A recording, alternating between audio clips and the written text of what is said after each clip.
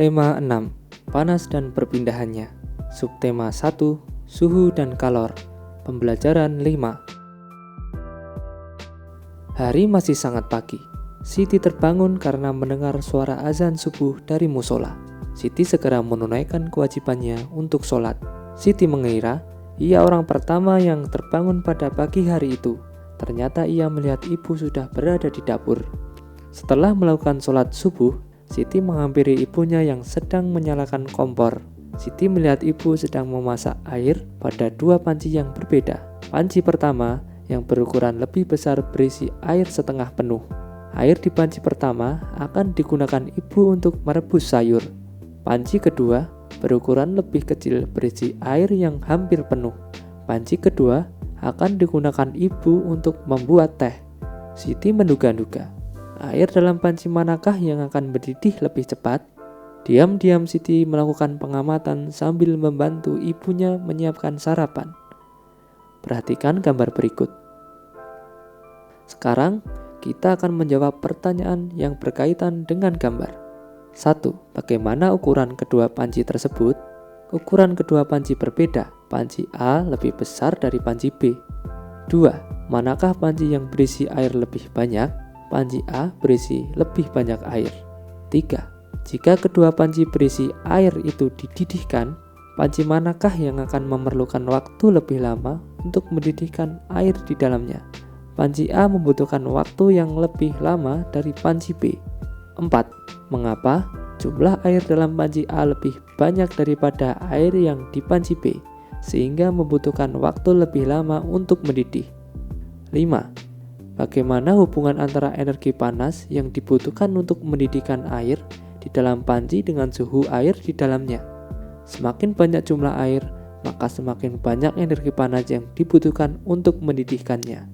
6. Apakah kesimpulan yang kamu dapat dari kegiatan di atas? Kegiatan yang berbeda serta dengan media yang berbeda memerlukan energi panas yang berbeda juga. Berilah tanda centang pada kolom berikut yang membutuhkan energi panas lebih banyak. Perhatikan percakapan berikut. Pada peristiwa mendidihnya air, juga menunjukkan peningkatan suhu pada air sampai mencapai 100 derajat Celcius ya. Apa yang sebenarnya terjadi? Yuk kita cari tahu. Aku baru menyadari bahwa kegiatan yang berbeda memerlukan energi panas yang berbeda juga. Apa yang telah kamu pahami, Dayu?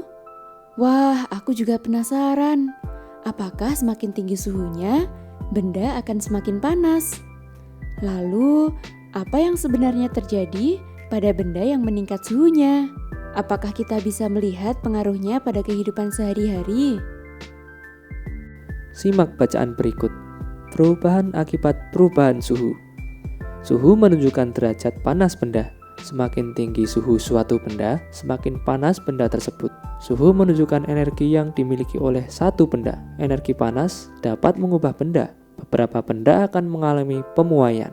Pemuaian panas adalah perubahan suatu benda yang dapat menjadi bertambah panjang, lebar, luas, atau berubah volumenya karena terkena kalor atau panas.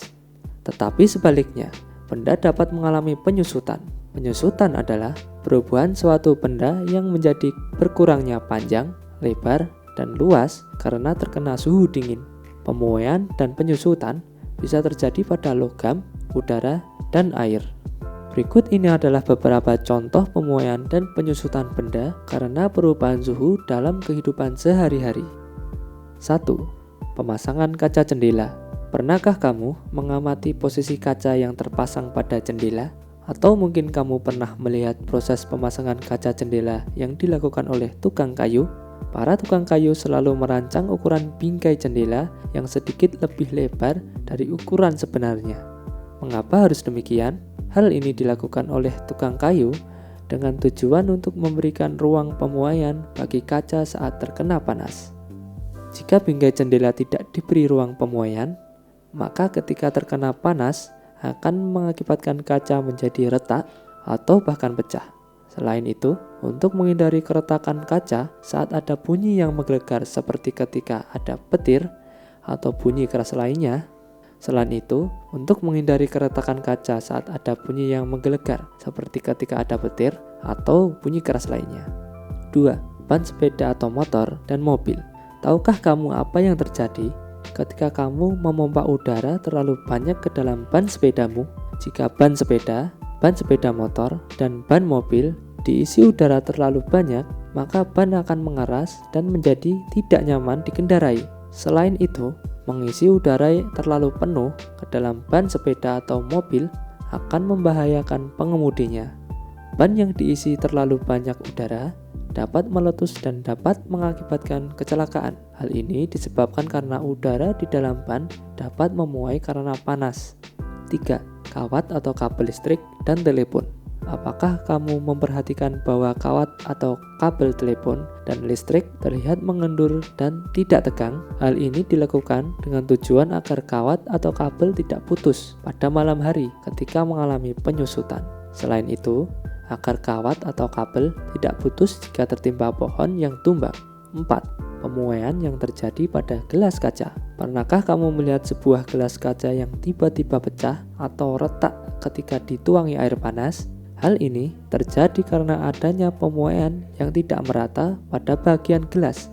Oleh karena itu, disarankan agar tidak menuangi gelas basah atau gelas dingin dengan air panas yang baru mendidih.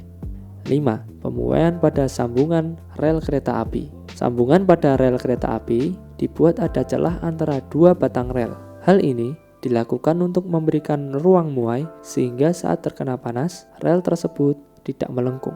Rel yang melengkung akan membahayakan gerbong kereta yang melewatinya. 6. Penggunaan termometer.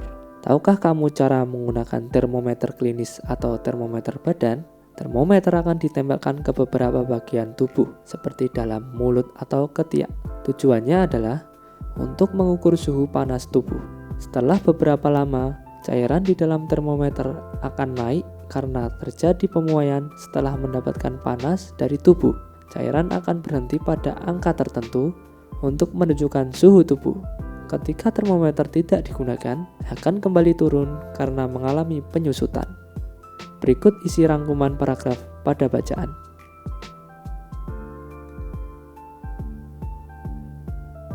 Simak percakapan berikut.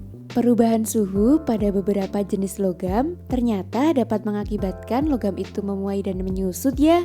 Wah, manusia sejak dulu telah mempelajari peristiwa tersebut sehingga dapat melakukan tindakan yang tepat seperti pada pemasangan rel kereta api. Betul Dayu, hal yang lebih menarik lagi adalah nenek moyang kita dari dulu sudah mengetahui bahwa logam itu tidak hanya memuai, tetapi bisa dilebur juga. Tahukah kamu bagaimana para leluhur kita membuat bilah-bilah pada beberapa alat musik gamelan? Mereka mencampur biji timah dan tembaga lalu memanaskannya hingga cair untuk dibentuk.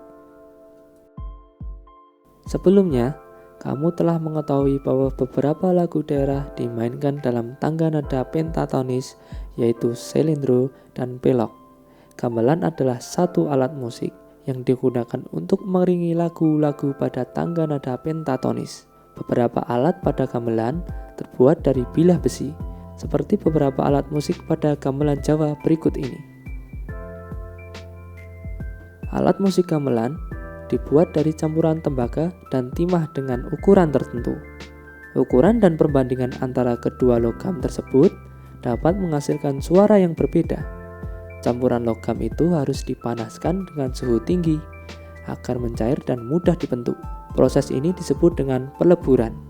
Paduan suara yang dihasilkan oleh alat-alat musik tersebut terdengar harmonis untuk mengiringi lagu-lagu yang dimainkan pada lara selendro atau pelok. Lagu Cingcan Keling berasal dari Jawa Barat. Tangga nada yang digunakan yaitu selendro. Kesan yang didapatkan jika mendengar lagu ini merasa gembira. Coba dengarkan lagu Cingcan Keling berikut ini.